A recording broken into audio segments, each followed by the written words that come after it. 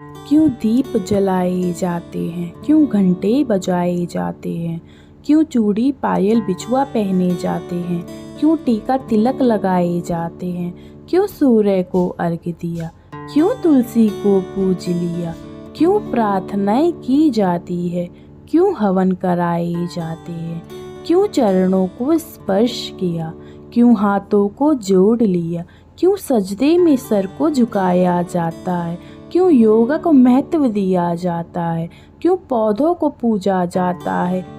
ना जाने ऐसे कितने सारे सवाल हमारे मन में आते हैं कि क्यों ये सब हमारे संस्कारों में, प्रथाओं में, धर्मों में न जाने कब से चले आ रहे हैं।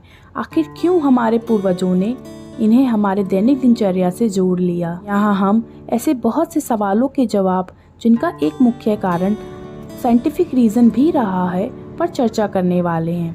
हमारे आने वाले सभी वीडियोस को देखें, चैनल को सब्सक्राइब करें, बेल आइकन को प्रेस करें ताकि आने वाली सभी वीडियोस की नोटिफिकेशन आपको मिल सके।